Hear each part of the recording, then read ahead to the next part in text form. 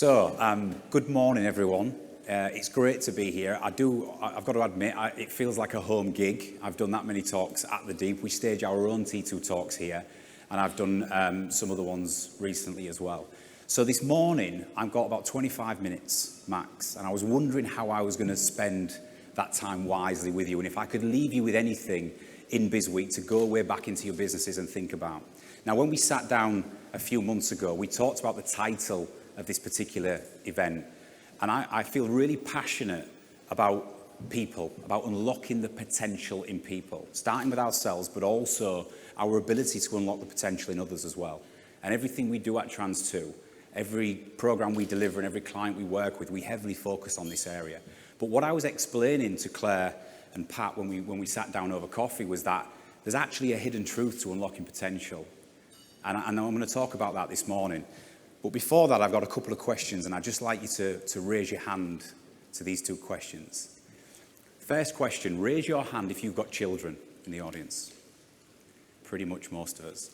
Okay, second question, raise your hand if you have staff or any direct reports or anybody who reports into you. So I think between us all, we've got either children or staff covered off. The first thing I'm going to say this morning is this. You view your staff like you view your children. I mean it. You view your staff like you view your children. Let me explain a little bit more. For those of you who said you've got children, I don't care what you say, you have a favourite. Now, I ask this question to people all the time, which is your favourite child? And they always say, don't be silly, Martin. I like all my children the same. Rubbish. We have a favourite. Right? It's usually the firstborn, or if it's not the firstborn, it's the one that sticks to the rules. It's the nice one, right? It's the one that says, yes, I will do that first time every time. It's the one that gives you the least hassle, a kind-natured child. And then we have a second child. And this second child can only be described as feral. I mean, and as a father of three, I can speak for myself here. This second child is feral. They don't stick to the rules. You know, they challenge the status quo. You spend your entire time trying to guide and discipline this child. And all I can describe it as is they cost you days and weeks of frustration, but they're capable of moments of brilliance. And that's the feral child. And then for you, those of you like me who are brave enough or silly enough to have 3 children, the third child, I mean, has anybody seen the third child? I mean, it's okay, they'll be all right. They'll be all right. And this is it. This is how we view our children. And it's the same with your staff. I see it all the time in businesses. You have the staff that you like. You have the staff that you like, the ones who stick to the rules and fill in the systems and don't give you too much grief and they get on with their job. You also have the staff that you don't like. You have the staff that you don't like, the ones who cause you problems, who challenge, who feel like they're negative at times and they're challenging for the sake of challenging, but at times, again, in the workplace, they're capable of brilliance. And then you have the rest of your staff, like the poor third child, who go under the radar. And actually, you can go 3 or 4 days without even seeing them. You know, what's happening with John? And what's my serious point here? My serious point is when we look at people and when we form a perception of people, we do so on what I call the above the waterline behaviours, characteristics and traits of them with our children or our staff. And that is the main thing that influences our opinion of other people. Don't get me wrong. But I'm here this morning to talk to you about something that's a bit deeper than that, because we need to understand our people on a deep level. What is it that is driving and regulating that behaviour? And if we can uncover that in ourselves, we can unlock some further potential. And if we can uncover it in our people, it's immensely powerful. So you can see here on the screen, if I elaborate a little bit more, when we work with people at Trans2, we call this the Human Iceberg. Because if you can understand the Human Iceberg, you can really coach and mentor people and unlock some serious potential. Everything I talked about then at the start is above the waterline behaviours, traits and characteristics. It's what we see and it's what we hear. Now, 90% of training that I come across or that I observe focuses on the above the waterline characteristics, traits and behaviours, or knowledge and information. 90%. And very few are capable at going down and really uncovering what it is that's driving people and driving our employees and ourselves at times. Now, You will have come across certain training above the waterline like Myers-Briggs. Some of you in the room have done Myers-Briggs testing and personality tools, social style, colours and insights. You do communications training, leadership and management training, sales and customer service. All these things where we try and influence the behaviours above the waterline. And it's immensely powerful. It's immensely popular. And if it's done correctly, it can have an impact on the business. But do you ever find that sometimes you roll out these training programs and they last for a very short amount of time? You get a quick and sudden spike in productivity, or you get a quick impact, and then sooner or later certain things happen in the business and they revert to type. This happens quite a lot because we have to try to uncover what's beneath this waterline. A couple of observations here. 3 things we know about human behaviours, to summarise my first point. They significantly influence our perception of others. That's why we have a favourite child, right?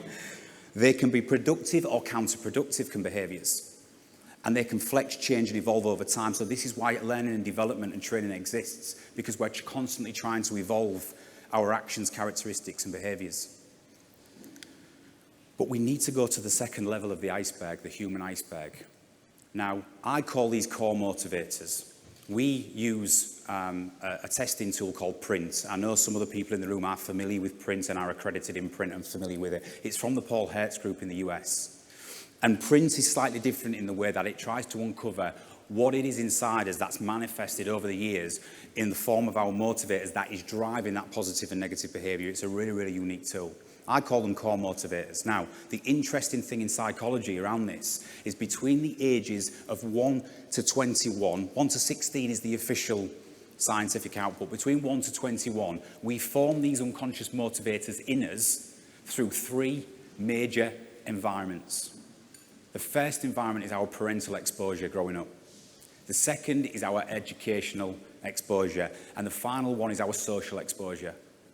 Those 3 dynamics between the ages of 1 and 21 pretty much, as we go through life, formulate 1 or 2 significant motivators within us, and these are known as your unconscious motivators. And then you go the rest of your life trying to satisfy and fulfill these motivators. And if we get them fulfilled and we have them satisfied, we will stay productive and in best self, and our behaviours will be the ones that we want to portray. And if they are not satisfied, we can get triggered into what we call shadow behaviour or counterproductive behaviour.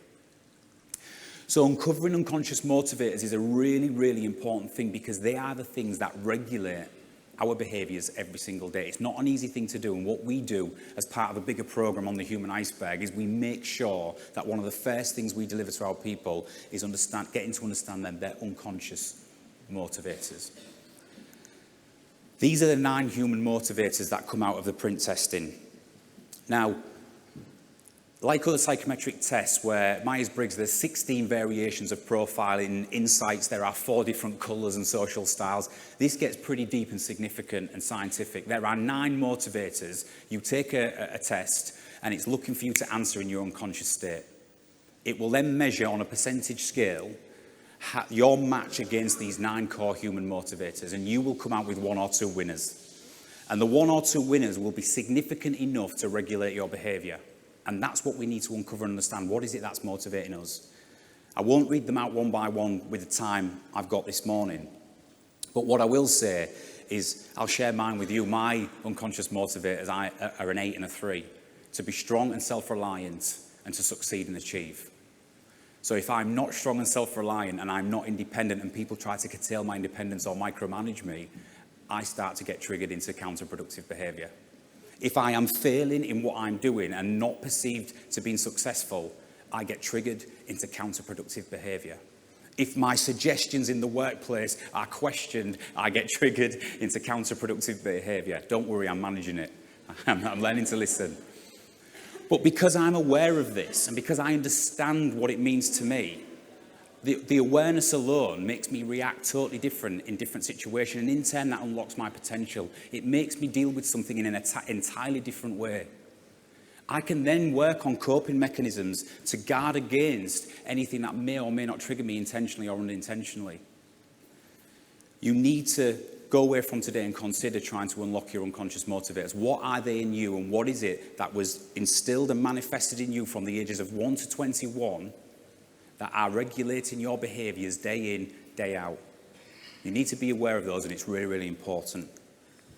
And the final section, if you like, of the human iceberg is something that I am genuinely passionate about. It's something that I've spent years building an entire body of research on because it's the final piece of the puzzle.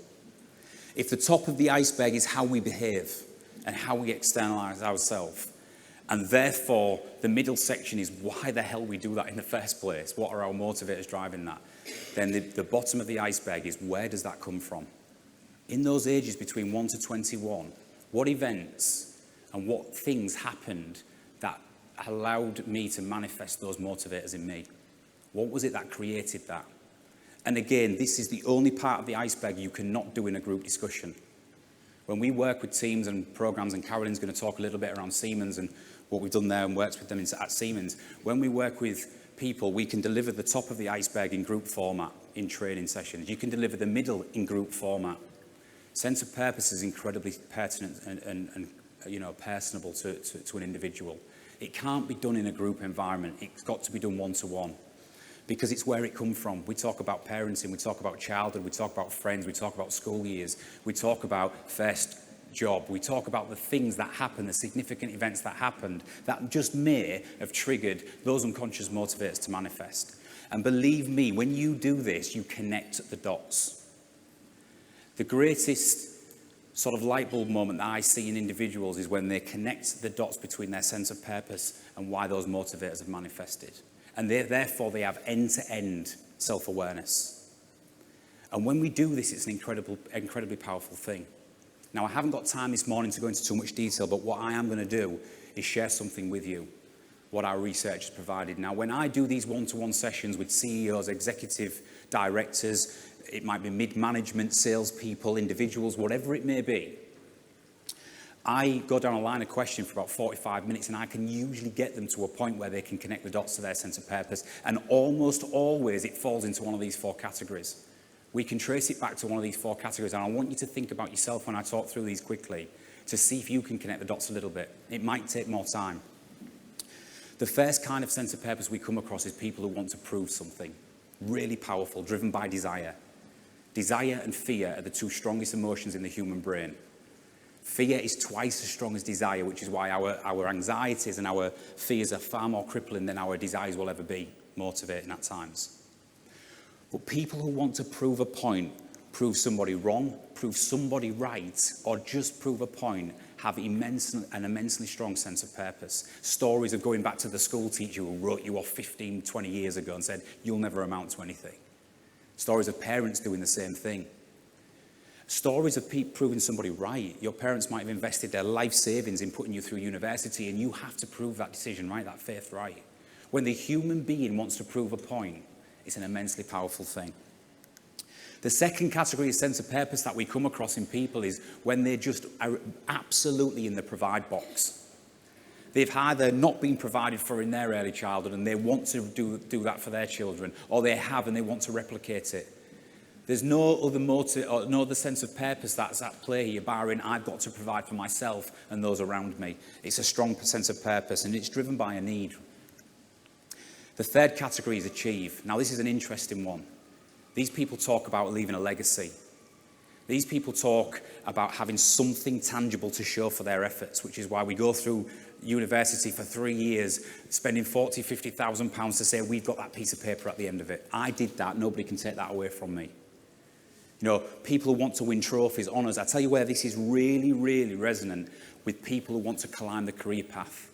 People want promotion for the status of the title to say, I did that, I achieved that. I did that, nobody else can take that away from me. So people who wanted to achieve goals, recognition or honours, they're driven by desire. Now the fourth and final category is sense of purpose, which is where mine comes from. And it's arguably the most intrusive, but it's arguably the most powerful that I come across in one-to-one sessions is avoid. And it's the only one of the 4 that's driven by fear. People who want to avoid failure, embarrassment or struggle. Most stories I come across, most sense of purposes that are in people who are in this category come from hardships. They come from hardships.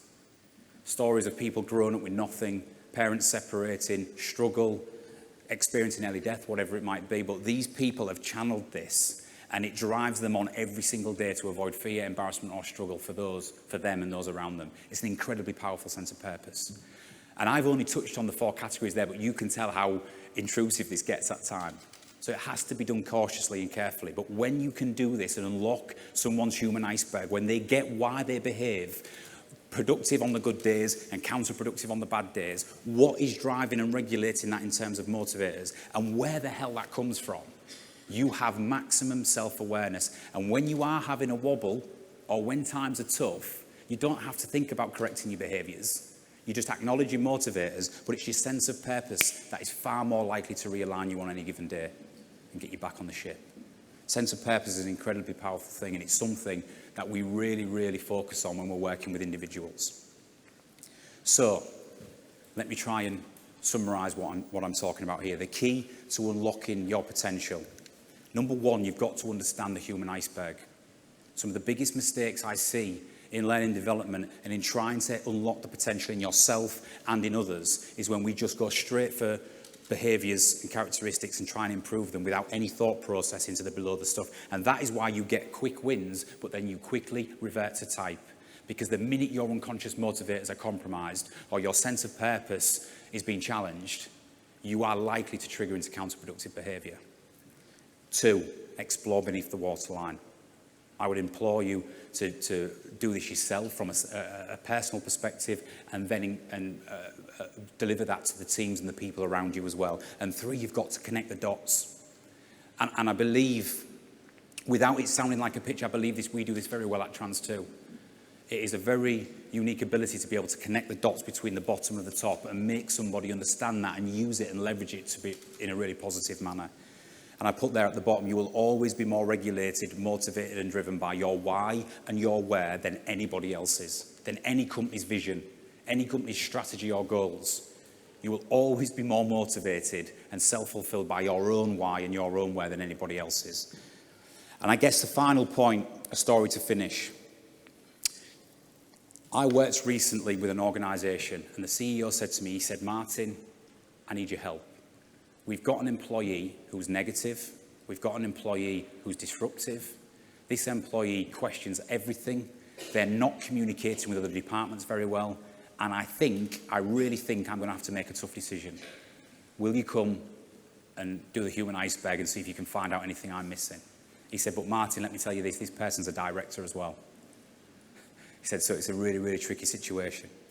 So I went and I spent some time with this person and this individual.